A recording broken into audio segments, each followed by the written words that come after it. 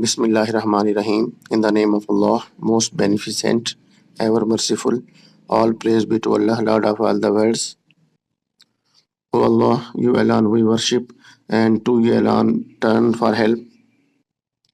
Countless durood salam on our holy last prophet, Muhammad sallallahu alaihi wasallam. Assalamu alaikum, dear students and viewers. I am Imaduddin Javed, Associate Professor of Mathematics, Government Graduate College, Block 17, डेरा गाजी खान, पंजाब, पाकिस्तान। आज हमारी unit number 1 का lesson number 11 के objective पढ़ने से पहले हम ये देखते हैं कि लेसन नंबर 10 में हमने क्या स्टडी किया था। लेसन नंबर 10 में हमने एक्सरसाइज 1.2 क्वेश्चन नंबर 9 से लेकर 12 तक उनको सॉल्व किया था, और ये क्वेश्चन नंबर 9 से लेकर 12 तक ये पेज नंबर 8 पर हैं। एक्सरसाइज 1.2 क्वेश्चन नंबर 9 से 12 तक ये हमने लेसन नंबर 10 में पढ़ा था। लेसन नंबर 11 के जो ऑब्जेक्टिव्स हैं उसका फर्स्ट ऑब्जेक्टिव है कॉम्प्लेक्स पॉलिनोमियल हम किसे कहते हैं, इसको हम पढ़ेंगे। इसका second objective property of complex polynomial, complex polynomial की एक प्रॉपर्टी है उसको हम डिस्कस करेंगे। फिर fundamental theorem of algebra, fundamental theorem of algebra की ही हम एक करोलरी पढ़ेंगे। और फिफ्थ जो हमारे पास होगा वो है zeros of the polynomial, zeros of the polynomial क्या है and roots of the polynomial equations क्या है। तो ये हमारे आज के लेसन नंबर 11 के 5 ऑब्जेक्टिव्स जो ना होंगे। तो सबसे पहले हम देखते हैं कि कॉम्प्लेक्स पॉलिनोमियल किसे कहते हैं। What is complex polynomial?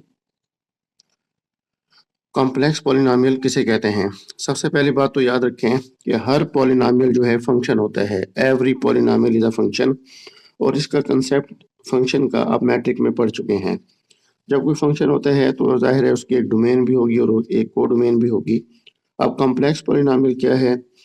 मैंने अभी आपको बताया है complex polynomial is a function. जो कॉम्प्लेक्स पॉलिनोमियल होता है वो एक फंक्शन होता है। मैं इसको फर्स्ट करें ऐसे डिनोट कर देता हूँ P, this is a function from set of complex number to set of complex number. C जो है ये सेट ऑफ कॉम्प्लेक्स नंबर है, यानी कि इस कॉम्प्लेक्स पॉलिनोमियल की जो डोमेन होती है वो भी सेट ऑफ कॉम्प्लेक्स नंबर, और जो को डोमेन है वो भी सेट ऑफ कॉम्प्लेक्स नंबर। तो P of Z this is equal to P of Z. अब ये जो जेड है ये कॉम्प्लेक्स वेरिएबल है, जेड का ताल्लुक सी से है, जेड बिलोंग्स टू सी। ये जो जेड है इसका ताल्लुक जो है सेट ऑफ कॉम्प्लेक्स नंबर से है। P of Z is equal to, मैं एक फंक्शन डिफाइन जो ना करता हूँ complex polynomial, for example 1 minus iota into Z square plus 2 iota Z plus 2 iota Z plus 5 iota. तो फर्स्ट करें, मैंने एक कॉम्प्लेक्स पॉलिनोमियल डिफाइन किया पी ऑफ जेड। आप देख रहे हैं कि इसके जो इनपुट है वो भी एक कॉम्प्लेक्स नंबर है, और इसके जो आउटपुट है ये तमाम की तमाम ये जो आउटपुट है ये भी हमारे पास क्या है, this is also a complex number. तो कॉम्प्लेक्स पॉलिनोमियल की जो इनपुट होती है वो भी कॉम्प्लेक्स नंबर, और जो आउटपुट होगी वो भी कॉम्प्लेक्स नंबर। तो P of Z this is equal to 1 minus iota into Z square plus 2 iota Z plus 5 iota. तो complex polynomial, every polynomial is a function. तो कॉम्प्लेक्स पॉलिनोमियल भी जो ना क्या होता है, एक फंक्शन जो ना होता है। इसकी domain set of complex number, और इसकी को डोमेन जो है वो भी set of complex number. P of Z यानी कि जो इसकी इनपुट है वो भी कॉम्प्लेक्स नंबर, और इसकी जो आउटपुट है वो भी कॉम्प्लेक्स नंबर। अब हम इसको जनरली डिफाइन करते हैं कॉम्प्लेक्स पॉलिनोमियल को, an expression of the form. हमारे पास कोई एक्सप्रेशन है जिसकी शेप ऐसी हो, an expression of the form, an expression of the form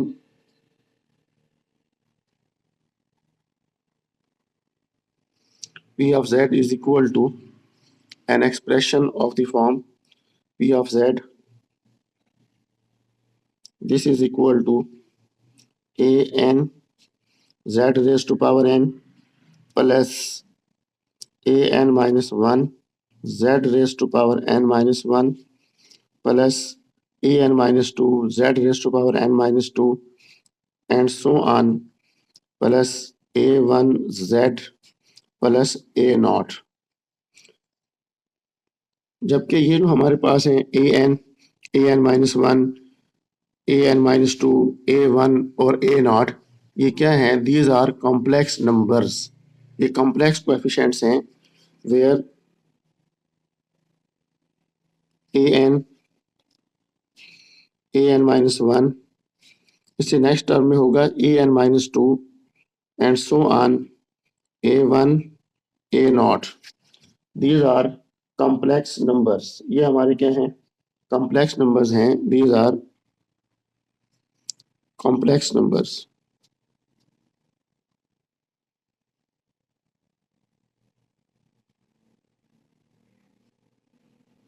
यानी कि जो कोएफिशिएंट्स हैं ये कॉम्प्लेक्स कोएफिशिएंट्स हैं, ये कॉम्प्लेक्स नंबर्स हैं। और एक्सपोनेंट ऑफ जेड के बारे में क्या है? And exponent of Z and exponent of Z are non-negative integers, are non-negative integers। और जो z की पावर्स हैं, एक्सपोनेंट ऑफ z, z की पावर्स कौन सी हैं? देखें n है, n माइनस वन है। z की जितनी भी पावर्स हैं वो तमाम के तमाम जो है क्या हैं? Non negative integers. Non negative integers के बारे में आप पहले पढ़ चुके हैं कि नॉन नेगेटिव इंटीजर्स का सेट कौन सा होता है। नॉन नेगेटिव इंटीजर्स का जो सेट होता है वो ऐसा होता है: 0 plus 1 plus 2 plus 3 and so on. इनको हम कहते हैं नॉन नेगेटिव इंटीजर्स, यानी कि ऐसे इंटीजर्स जो नेगेटिव ना हो। सेट ऑफ इंटीजर क्या होता था? Set of integer z is equal to 0 plus minus 1 plus minus 2 plus minus 3 and so on. इसको हम कहते हैं set of integers. Plus minus 3 and so on, ये कहलाते हैं सेट ऑफ इंटीजर्स। अब ये जो प्लस 1 प्लस 2 प्लस 3 हैं ये positive integers, minus 1 minus 2 minus 3 and so on ये नेगेटिव इंटीजर्स। 0 इंटीजर है, देखिए z में शामिल है, लेकिन ना ये पॉजिटिव इंटीजर है और ना ये नेगेटिव इंटीजर है। तो जब हम ये कहेंगे set of non negative integers, तो इसका मतलब है हम ये कह रहे हैं कि ऐसे इंटीजर्स जो नेगेटिव ना हो, ऐसे तमाम के तमाम इंटीजर्स बताएं वो कौन से हैं जो नेगेटिव ना हो। तो इसमें कौन कौन से आएंगे? 0 भी आएगा, 1 भी आएगा, 2 भी आएगा, 3 भी आएगा एंड सो ऑन। तो जो z की पावर्स हैं वो क्या हो सकती हैं? z की पावर 0 भी हो सकती है, z की पावर 1 2 3 एंड सो ऑन, ये z की पावर्स हो सकती हैं। तो z की पावर कभी नेगेटिव नहीं होगी।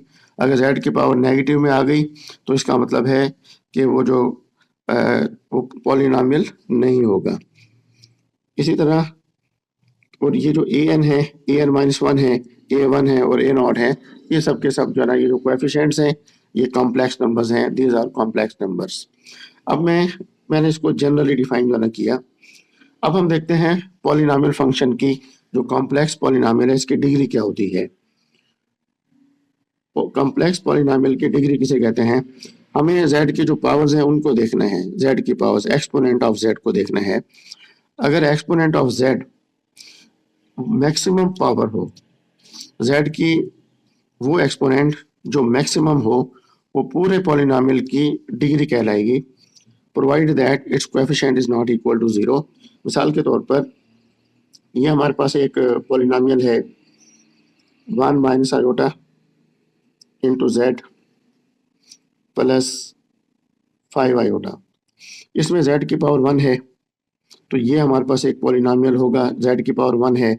यहाँ पर z की पावर अगर देखना भी चाहें तो इंटू z की पावर 0 लिख सकते हैं। तो ये हमारे पास एक पॉलिनॉमियल है, z की पावर चूंकि 1 है तो लिहाजा इस पॉलिनॉमियल की जो डिग्री होगी वो 1 होगी, और इसको हम ऐसे डिनोट करते हैं p1 ऑफ z, और इसे हम क्या कहते हैं? लीनियर पॉलिनॉमियल कहते हैं। एक और पॉलिनॉमियल लिखता हूँ। फॉर इंस्टेंस हमारे पास है 2 iota plus 1 z raise to power 3 plus 5 plus iota z raise to power 2 plus 3 iota z plus 6 iota. अब हम देखते हैं z की पावर्स को, तो यहाँ पे z की पावर 3 है, यहाँ पर z की पावर 2 है, यहाँ पर z की पावर 1 है और यहाँ पर z की पावर 0 है। तो मैक्सिमम पावर जो है z की वो 3 है और इसका देखिए कोएफिशिएंट जो है ना वो 0 भी नहीं है।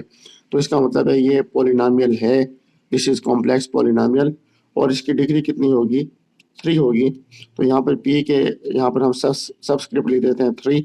ये डिग्री को डिनोट जाना करता है कि p3 ऑफ z, ये जो पॉलिनॉमियल है इसकी डिग्री कितनी है, 3 है। तो हम इसको ऐसे रिप्रेजेंट जाना करते हैं। तो ये हमारे पास एक कॉम्प्लेक्स पॉलिनॉमियल है और ये इसकी डिग्री कितनी है, वो 3 है। इसको हम क्यूबिक पॉलिनॉमियल भी कहते हैं। सिमिलरली एक और हम देखते हैं, फर्स्ट करें हमारे पास है 1 plus iota into Z square plus 3 iota into Z plus 8 iota. तो अब इसमें देखते हैं z की पावर्स को, यहाँ पर z की पावर 2 है, यहाँ पे z की पावर 1 है। तो इसमें z की मैक्सिमम पावर कितनी है, वो 2 है। तो लिहाजा ये भी हमारे पास क्या है, एक पॉलिनॉमियल है और इसकी डिग्री कॉम्प्लेक्स पॉलिनॉमियल है और इसकी डिग्री कितनी होगी, 2 होगी। तो इसको हम कहते हैं, इसको हम ऐसे डिनोट करते हैं p2 ऑफ z। तो ये पॉलिनॉमियल है और इसकी डिग्री कितनी है, 2 है। तो ये this is called a polynomial of degree 2। ये डिग्री 2 का ये पॉलिनॉमियल जो है। तो जो ऊपर हमारे पास पॉलिनॉमियल है इसको हम कहते हैं लीनियर पॉलिनॉमियल। ये कहलाता है, this is called linear polynomial. ये लीनियर पॉलिनॉमियल है। ये जो पॉलिनॉमियल है इसकी डिग्री चूंकि 2 है, दिस इज कॉल्ड, इसको कहते हैं क्वाड्रेटिक पॉलिनॉमियल। ये क्वाड्रेटिक पॉलिनॉमियल है और ये जो पॉलिनॉमियल है इसकी डिग्री चूंकि 3 है, ये कहलाता है, this is called cubic polynomial. ये क्यूबिक पॉलिनॉमियल कहलाता है, this is called cubic polynomial. इसे हम क्यूबिक पॉलिनॉमियल कहते हैं। अब जो ऊपर हमारे पास हमने इसमें डिफाइन किया जनरली, जो हमने जनरली डिफाइन किया, P of Z is equal to A N Z raise to power N plus A N minus 1 Z raise to power N minus 1। इससे नेक्स्ट टर्म में A N minus 2 Z raise to power N minus 2 है, plus and so on A 1 Z plus A naught. इसमें देखें Z की maximum power जो है ना कितनी है, वो एन है। अगर इसका कोएफिशिएंट ए एन ये 0 के इक्वल ना हो तो इस पॉलिनॉमियल की जो डिग्री है वो कितनी होगी, एन जो है ना होगी। अगर N 0 A N if A N is not equal to 0, जो जनरली हमने डिफाइन जो ना किया, उसमें अगर z की पावर n का कोएफिशिएंट ए एन 0 के इक्वल ना हो तो इस पॉलिनॉमियल की डिग्री कितनी होगी, वो n होगी। तो हम इसको ऐसे रिप्रेजेंट करेंगे, p n of z this is equal to A N Z raise to power n plus A N minus 1 Z raise to power n minus 1 plus A N minus 2 Z raise to power n minus 2 plus and so on plus A 1 Z plus A nought. तो अगर ये A N 0 के equal ना हो तो ये जो हमारे पास पॉलिनॉमियल है इसकी जो डिग्री होगी वो कितनी होगी, n होगी। और हम इसको ऐसे रिप्रेजेंट करते हैं, P N of z is equal to this. Similarly अगर हमारे पास z की मैक्सिमम पावर 0 हो, मिसाल के तौर पर हमारे पास कोई पॉलिनॉमियल ऐसे आ गया है, p of z this is equal to 3 iota. अब इसमें z की पावर जो मैक्सिमम है वो 0 ही है, 3 आयोटा इंटू जेड की पावर 0। मैं इसको अटैच कर देता हूँ क्योंकि z जो वेरिएबल है इसकी पावर 0 भी हो सकती है, नेगेटिव नहीं हो सकती। तो p of z is equal to 3 iota, that is यानी कि ये क्या है, p of z this is equal to 3 iota. तो ये जो पॉलिनॉमियल है इसे हम कहते हैं कांस्टेंट पॉलिनॉमियल और इसकी डिग्री जो है कितनी है, 0 है। तो यहाँ पर हम 0 भी लिख सकते हैं, p0 of z is equal to 3 iota. This is called, इसे हम कहते हैं, this is called constant polynomial. ये कांस्टेंट पॉलिनॉमियल कहलाते हैं, this is called constant polynomial. तो ये हमने डिफाइन जो ना किया कि पॉलिनॉमियल किसे कहते हैं, कॉम्प्लेक्स पॉलिनॉमियल। इससे पहले आप रियल पॉलिनॉमियल के बारे में पढ़ चुके हैं कि रियल पॉलिनॉमियल जो ना क्या होता है। तो अब हमने कॉम्प्लेक्स पॉलिनॉमियल के बारे में पढ़ा। तो अगर किसी पॉलिनॉमियल की डिग्री 0 हो, if n is equal to 0, then p of z is equal to a naught. तो ये जो पॉलिनॉमियल होगा ये कांस्टेंट पॉलिनॉमियल कहलाएगा। This is called constant polynomial. अब एक और मैं यहाँ पे लिखता हूँ p of z, this is equal to p of z is equal to z square plus 4। ये हमारे पास एक कॉम्प्लेक्स पॉलिनॉमियल है और इसकी डिग्री जो है ना कितनी होगी, 2 होगी। z जो है कॉम्प्लेक्स नंबर को रिप्रेजेंट करता है। जब z कॉम्प्लेक्स नंबर है तो ये भी कॉम्प्लेक्स नंबर है, तो इट मीन्स इनपुट भी इसकी जो है कॉम्प्लेक्स नंबर है और आउटपुट भी इसकी जो है क्या कॉम्प्लेक्स नंबर है। तो this is called complex polynomial.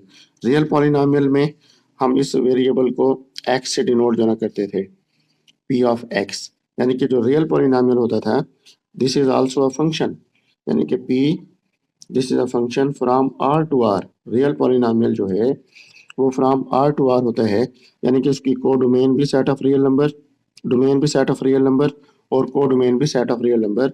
और उसको भी ऐसे डिफाइन किया करते थे, p ऑफ x। अब ये जो x है this is real number, p of x is equal to a n x raise to power n plus a n minus 1 x raise to power n minus 1 plus and so on plus a1x plus a naught. जबकि ये जो a n है और a N minus 1, a N minus 2 वगैरह ये सब जो ना क्या है, A N minus 1, a N minus 2 and so on a1 और a naught, this belongs to r। ये रियल नंबर होते हैं, ये रियल नंबर हैं। और एक्सपोनेंट ऑफ x जो है वो क्या है, non negative integer, and exponent of x और non negative integers. Exponent of x are non-negative integers, or non-negative integers। तो कॉम्प्लेक्स पॉलिनॉमियल की जो डेफिनेशन है, जो कंसेप्ट है, वो भी पैरेलल टू रियल पॉलिनॉमियल की तरह ही है, सिर्फ फर्क जो है डोमेन का और को डोमेन का है। इसी तरह ये जो पॉलिनॉमियल है इसकी डिग्री क्या होगी, n होगी, अगर ये a n जो है वो 0 के इक्वल ना हो। तो डिग्री का कंसेप्ट भी बिल्कुल उसी तरह है कॉम्प्लेक्स पॉलिनॉमियल में जैसा कि सेट ऑफ रियल नंबर्स में है। इसके बाद कॉम्प्लेक्स पॉलिनॉमियल की एक खसूसियत है, एक प्रॉपर्टी है। हमारा जो आज का दूसरा ऑब्जेक्टिव था उसमें हमारे पास है property of complex number. Property of complex number क्या है कि कोई भी आप कॉम्प्लेक्स नंबर जो ना लें उनको हम फैक्टर जो ना कर सकते हैं लीनियर फैक्टर्स में। लीनियर फैक्टर्स में हम उनको फैक्टराइज कर सकते हैं किसी भी पॉलिनॉमियल को। लेकिन रियल नंबर की ये खसूसियत नहीं है। अगर मिसाल के तौर पर कोई हमारे पास P of x this is equal to x square plus 4 हो, हम इसको फैक्टराइज नहीं कर सकते in the system of set of real numbers. इसको हम रियल कोएफिशिएंट्स इसके हों ये हम इसको फैक्टराइज नहीं कर सकते। देखें जब मैं x लिखूंगा ना p ऑफ x, तो इसका मतलब है मैं ये रियल पॉलिनॉमियल की बात कर रहा हूँ। अगर मैं यहाँ पे लिखता हूँ p ऑफ z, तो इसका मतलब होगा कि ये कॉम्प्लेक्स पॉलिनॉमियल है। अब देखें रियल में हम इसको फैक्टराइज नहीं कर सकते, लेकिन इसी तरीके से अगर हमारे पास कोई कॉम्प्लेक्स नंबर हो, कॉम्प्लेक्स पॉलिनॉमियल हो p of z, this is equal to z square plus 4, p of z is equal to z square plus 4। अब इसको हम फैक्टर कर सकते हैं, this is equal to z square plus 4 है, plus 4 को मैं लिख देता हूँ माइनस इंटू माइनस 4। देखिए माइनस माइनस प्लस होता है, this is equal to z square minus ये जो माइनस 1 है इसको मैं लिख सकता हूँ iota square into 4, this is equal to z square minus 4 iota square है, या चले 4 को पहले लिख लेता हूँ 4 आयोटा स्क्वायर। तो दिस इज इक्वल टू ये हमारे पास होगा z का स्क्वायर माइनस 2 आयोटा होल का square, this is equal to अब ऊपर स्क्वायर है दरमियान में माइनस है, तो इसको हम लिखेंगे z plus 2 iota into z minus 2 iota. तो देखिए हमने क्या किया कि ये जो हमें एक पॉलिनॉमियल गिवन था, कॉम्प्लेक्स पॉलिनॉमियल, इसको हमने फैक्टराइज कर लिया, इसको हमने फैक्टर्ड कर लिया इनटू लीनियर फैक्टर्स। देखिए ये लीनियर फैक्टर है अकेला है, ये पैरेंथेसिस में z की पावर 1 है। अगर पॉलिनॉमियल की डिग्री 1 हो तो उसको लीनियर फैक्टर कहते हैं, तो ये भी लीनियर फैक्टर है और ये भी लीनियर फैक्टर है। तो हमने कॉम्प्लेक्स पॉलिनॉमियल को फैक्टर्ड कर लिया इनटू लीनियर फैक्टर। तो ये एक प्रॉपर्टी है सिर्फ कॉम्प्लेक्स पॉलिनॉमियल की। तो आज का जो हमारा सेकंड ऑब्जेक्टिव था वो क्या था, प्रॉपर्टी ऑफ कॉम्प्लेक्स पॉलिनॉमियल। तो इसको अब अगेन जो है ना लिसन जो है ना करें कि every polynomial complex polynomial can be factored into linear factor. लेकिन ये प्रॉपर्टी रियल पॉलिनॉमियल की नहीं है। जैसे ये हमारे पास है P of x is equal to x square plus 4, ये रियल पॉलिनॉमियल है। हम इसको फैक्टर नहीं कर सकते कि इसके जो कोएफिशिएंट्स हों वो हमारे पास जो ना क्या है, रियल कोएफिशिएंट्स आए, इसको हम फैक्टर नहीं कर सकते। हाँ, अगर यहाँ पर एक्स स्क्वायर माइनस 4 होता तो हम इसको फैक्टर कर सकते थे इनटू लीनियर फैक्टर्स। अगर यहाँ पर ये होता p of x this is equal to x square minus 4, हम इसको फैक्टराइज कर सकते थे। This is equal to x plus 2 into जो ना क्या होगा एक्स माइनस 2। लेकिन जो कंडीशन है ना वो एवरी वाली नहीं है कि हर रियल पॉलिनॉमियल को हम फैक्टराइज नहीं कर सकते। तो ये हमारे पास जो है प्रॉपर्टी सिर्फ और सिर्फ कॉम्प्लेक्स नंबर की है। तो आज के लेसन का जो हमारा दूसरा ऑब्जेक्टिव था, property of a complex polynomial, complex polynomial की प्रॉपर्टी क्या है वो भी हमने देख लिया। तो अब तक हम आज के लेसन के जो ऑब्जेक्टिव्स हैं, 2 ऑब्जेक्टिव्स, उनको हमने कवर कर लिया है। कॉम्प्लेक्स पॉलिनॉमियल के बारे में पढ़ा, प्रॉपर्टी ऑफ कॉम्प्लेक्स पॉलिनॉमियल। तो प्रॉपर्टी ऑफ कॉम्प्लेक्स पॉलिनॉमियल क्या है कि every complex polynomial can be factored into linear polynomials. Her complex polynomial को हम फैक्टराइज कर सकते हैं लीनियर पॉलिनॉमियल में। थर्ड जो ऑब्जेक्टिव है हमारा, फंडामेंटल थ्योरम ऑफ अलजेब्रा, इसको हम देखते हैं वो क्या है। तो फंडामेंटल थ्योरम ऑफ अलजेब्रा ये है कि कोई भी पॉलिनॉमियल है, अब पॉलिनॉमियल का मतलब मेरा यहाँ पर क्या है, कॉम्प्लेक्स पॉलिनॉमियल, जितनी उसकी डिग्री होगी उतने ही उसके रूट्स होंगे। तो फंडामेंटल थ्योरम ऑफ अलजेब्रा ये है कि polynomial of degree n greater than और इक्वल टू 1, कोई भी पॉलिनॉमियल हो जिसकी डिग्री 1 या 1 से ग्रेटर हो, यानी कि 1 से ग्रेटर डिग्री कितनी हो सकती है, 2, 3, 4 and so on, has exactly n roots. जितनी पॉलिनॉमियल की डिग्री होगी, अगर पॉलिनॉमियल की डिग्री n है तो उसके n रूट्स होंगे। ये फंडामेंटल थ्योरम ऑफ अलजेब्रा है। अगर पॉलिनॉमियल फंक्शन की डिग्री n होगी तो उसके कितने रूट्स होंगे, एग्जैक्टली n रूट्स होंगे, एग्जैक्टली n रूट्स। अगर पॉलिनॉमियल की डिग्री 3 है तो उसके 3 रूट्स होंगे। अगर किसी पॉलिनॉमियल की डिग्री 5 है तो उसके 5 रूट्स होंगे। ये बिल्कुल इसी तरीके से है जैसे रियल पॉलिनॉमियल में होता है। कोई हमारे पास रियल पॉलिनॉमियल है या पॉलिनॉमियल हमारे पास है कोई, फर्ज करें x square minus 5x plus 6 equal to 0। जो लेफ्ट हैंड साइड है ये है पॉलिनॉमियल, और इक्वल टू 0 के बाद पढ़ें तो ये है पॉलिनॉमियल इक्वेशंस या पॉलिनॉमियल इक्वेशन। अब देखिए जब हम इसको सॉल्व करते हैं, चूंकि ये सब कुछ आपने मैट्रिक में पढ़ा हुआ है, मैं इसको फैक्टर्स जो है ना कर लेता हूँ। इसके फैक्टर बनेंगे x माइनस 2 और x minus 3, this is equal to 0।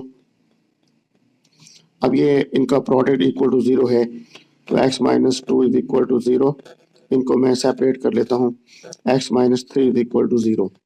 तो x is equal to 2, x is equal to 3।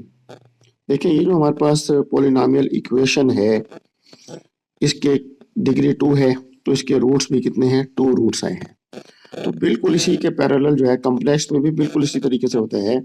अगर किसी पॉलिनॉमियल की डिग्री जो है वो n हो, n इज ग्रेटर देन और इक्वल टू 1, यानी कि जितने पॉलिनॉमियल की डिग्री होगी उतने ही उसके क्या होंगे, रूट्स जो ना होंगे। अगर पॉलिनॉमियल की डिग्री फर्ज करें हमारी 3 है तो उसके कितने रूट्स होंगे, 3 ही रूट्स होंगे, एग्जैक्टली 3 रूट्स। तो ये कहलाते हैं, इसको हम कहते हैं फंडामेंटल थ्योरम ऑफ अलजेब्रा। अब इसी से हम एक कॉरोलरी पढ़ते हैं, वो क्या है, अब जो फंडामेंटल थ्योरम ऑफ अलजेब्रा है उसकी हम एक कोरोलरी जो ना देखते हैं, यानी कि फंडामेंटल थ्योरम ऑफ अलजेब्रा से ही हमने एक रिजल्ट डिड्यूस किया। Corollary, any polynomial P of Z of degree n, कोई भी पॉलिनोमियल हो जिसकी डिग्री क्या हो, n हो, कैन बी फैक्टर्ड, उसको हम फैक्टर्ड कर सकते हैं completely into a constant a and n linear factors over c in the form, कोई भी पॉलिनोमियल हो जिसकी डिग्री n हो उसको हम फैक्टर उसके हम बना सकते हैं। कितने लीनियर फैक्टर्स आएंगे, n लीनियर फैक्टर्स आएंगे और उनके साथ क्या मल्टीप्लाई होगा, into a constant a and n linear factors, into a constant a and n linear factors. ये n लीनियर फैक्टर्स हैं, देखें एक फैक्टर ये हुआ, एक फैक्टर ये हुआ, तो यहाँ से लेकर यहाँ तक 2 फैक्टर्स हो गए, z1 z2, तो यहाँ से लेकर यहाँ तक 2 फैक्टर्स एंड सो ऑन, इसका थर्ड फोर्थ फिफ्थ वगैरह सब एंड सो ऑन में है। और z माइनस जेड एन, तो यहाँ पे देखें n लिखा हुआ है, तो उसका मतलब है यहाँ से लेकर और यहाँ तक ये टोटल कितने फैक्टर्स हो गए, n फैक्टर्स हो गए।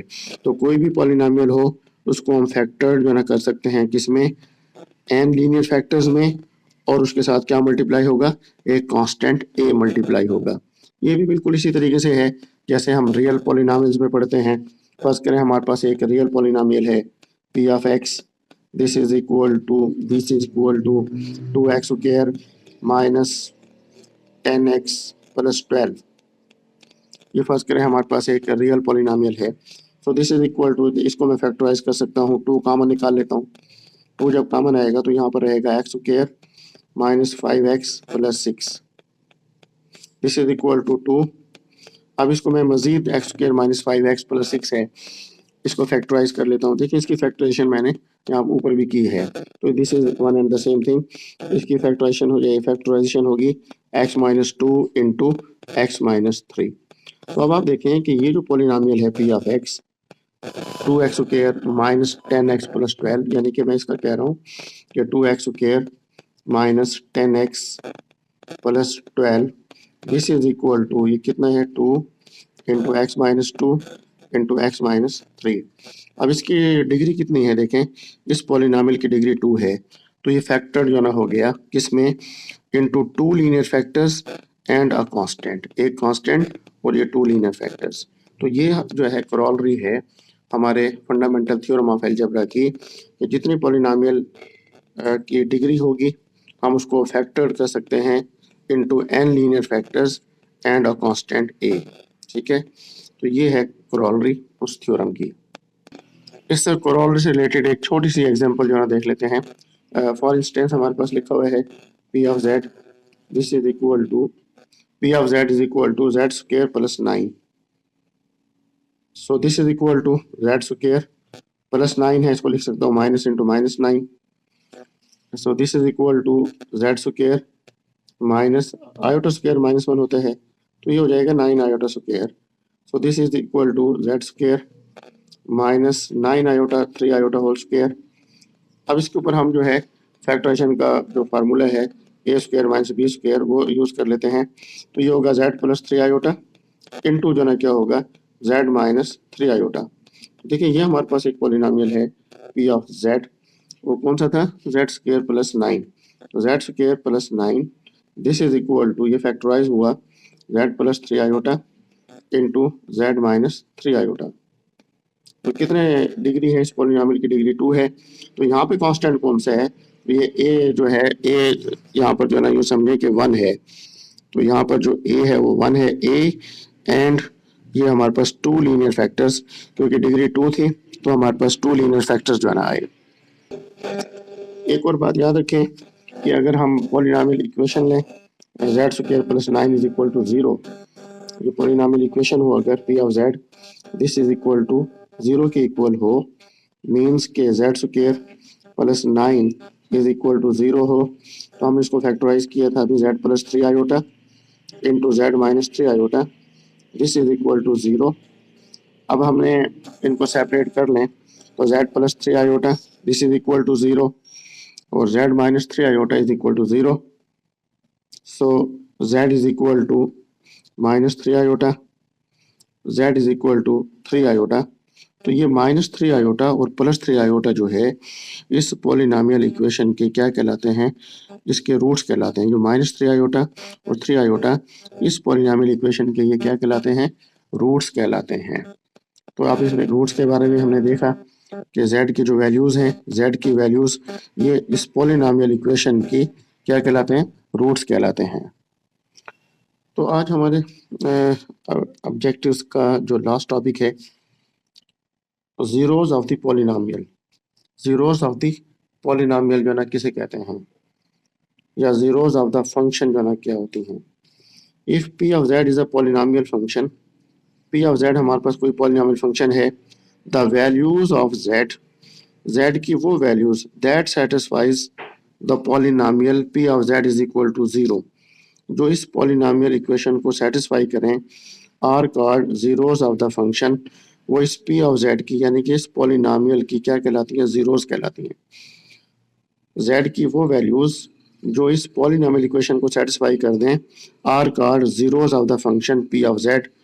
वो इस पॉलिनॉमियल की p ऑफ z की ज़ीरोज़ कहलाती हैं। And roots of the polynomial equation, और वही z की जो वैल्यूज़ हैं इस पॉलिनॉमियल इक्वेशन की क्या कहलाती हैं, रूट्स कहलाती हैं। If p of z is a polynomial function, the values of z की वो values that satisfies p of z is equal to 0, जो इस इक्वेशन को सेटिस्फाई कर दें, z की वो वैल्यूज़ जो है वो ज़ीरोज़ ऑफ द पॉलिनॉमियल कहलाती हैं, और z की वो वैल्यूज़ जो है इस पूरी पॉलिनॉमियल इक्वेशन की क्या कहलाती हैं, रूट्स कहलाती हैं। मिसाल के तौर पर मैं एक पॉलिनॉमियल लिखता हूँ, p of z is equal to, एक पॉलिनॉमियल लिख लेता हूँ, p of z is equal to z square, p of z this is equal to z square plus iota -3 into z -3 iota. ये हमारे पास एक पॉलिनॉमियल है, complex polynomial p of z is equal to z square plus iota -3 into z -3 iota. तो मैं एक z की value लेता हूँ, ये चेक करते हैं कि z is equal to minus iota जो है इस पॉलिनॉमियल की ज़ीरोस कहलाएगी या नहीं कहलाएगी। हम z is equal to minus iota को चेक करते हैं कि वो इस पॉलिनॉमियल की, ये जो z is equal to minus iota है, ये माइनस आयोटा z की value zeros of this polynomial function है या नहीं है। तो हम लेते हैं p of minus iota, this is equal to z की जगह पर माइनस आयोटा पुट कर रहा हूँ, माइनस आयोटा का square plus iota -3 into z की जगह पर माइनस आयोटा -3 आयोटा।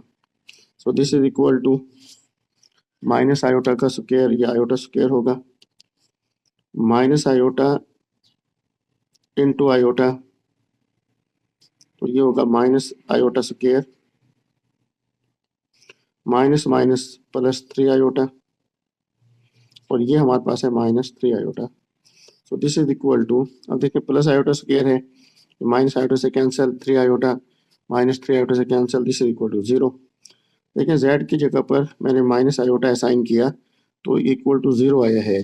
इसका मतलब ये हुआ कि z इज इक्वल टू जो माइनस आयोटा है, this is 0 of the polynomial, minus iota this is 0 of the function f of x या p ऑफ z। वहाँ पे लिखा हुआ है p of z, that is यानी कि p ऑफ z जो ऊपर लिखा हुआ है, तो z is equal to minus iota जो है ये 0 ऑफ p ऑफ z है। इसी तरह z is equal to minus iota जो है, इस p of z is equal to minus iota, z की ये value, this is a root of, ये रूट जो ना होगा, किसका रूट होगा, पॉलिनॉमियल इक्वेशन का, p of z is equal to 0। इस पॉलिनॉमियल इक्वेशन का, that is polynomial equation mean that is z square plus iota -3 into z -3 iota is equal to 0। ये पॉलिनॉमियल इक्वेशन है, माइनस आयोटा जो है इस polynomial equation का root कहलाती है। z is equal to minus iota, this is a root of the polynomial equation, z square plus iota -3 into z -3 iota is equal to 0। Similarly ये हमारे पास polynomial है, इसकी डिग्री 2 है। एक और वैल्यू को चेक करते हैं, z इज इक्वल टू, मैं चेक करता हूँ z is equal to iota को। तो देखते हैं z is equal to iota पर p ऑफ z 0 है या नहीं है। तो p of iota this is equal to, इसी में हमें पुट करना है इस इक्वेशन में, ये जो पॉलिनॉमियल फंक्शन है, this is equal to iota square plus iota minus 3 into iota minus 3 iota. तो this is equal to iota square -1 होता है, मल्टीप्लाई करें plus iota square -3 iota minus 3 iota. So this is equal to -1 iota square चूंकि -1 होता है, -1 -3 iota और -3 iota -6 iota, this is equal to -2 -6 iota. अब आप देखें this is not equal to 0, ये 0 के इक्वल नहीं है, यानी कि p ऑफ आयोटा हमने लिया this is not equal to 0। तो z की जो वैल्यू है iota, so z is equal to iota, this is not a zero of, this is not a zero of p of z। तो इस polynomial का ये ज़ीरो नहीं कहलाएगा, this is not a zero of the polynomial. इसी तरह iota जो है ये पॉलिनॉमियल इक्वेशन का रूट भी नहीं होगा। तो ये है concept zero of the polynomial. एक और वैल्यू चेक कर लेते हैं, z इज इक्वल टू 3 को चेक कर लेते हैं, z is equal to 3। So p of 3 this is equal to, p of 3 is equal to, हमें इसी इक्वेशन में पुट करना है, ठीक है, z स्क्वायर माइनस, तो हम इसमें पुट करते हैं p of 3 is equal to, तो ये होगा 3 का स्क्वायर प्लस z की जगह पर हम 3 असाइन कर रहे हैं, iota -3 into z -3 iota, this is equal to 3 का स्क्वायर 9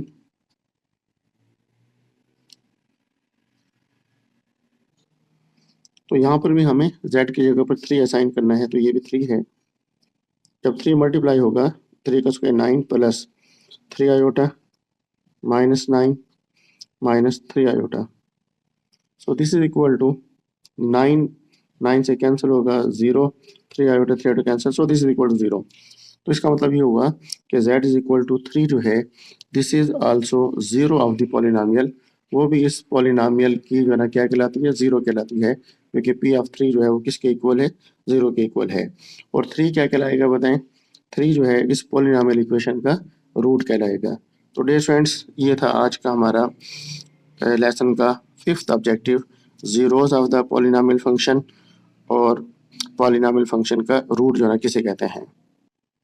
डियर फ्रेंड्स, इंशाल्लाह नेक्स्ट लेसन में हम एग्जाम्पल नंबर 6 सॉल्व करेंगे, एग्जाम्पल नंबर 7, एग्जाम्पल नंबर 8, एक एग्जाम्पल नंबर 9 इसको हम सॉल्व करेंगे और एक की कॉन्सेप्ट है उसको भी पढ़ेंगे, और उसके बाद solution of quadratic equation by completing the square, इसमें हमारे पास एग्जाम्पल नंबर 10 भी आएगी। तो नेक्स्ट लेक्चर में इंशाल्लाह हम इन चीज़ों को डिस्कस करेंगे, और जो नेक्स्ट लेक्चर होगा जाहिर है कि आज जो हमने लेक्चर पढ़ा है बिल्कुल उसी से रिलेटेड जो ना होगा। Dear friends, that's all for today. अल्लाह रब्बुल इज़्ज़त आपको और आपके अहल खाना को हमेशा खुश खुरम रखे। अल्लाह ताला हम सबका हामी नासिर हो।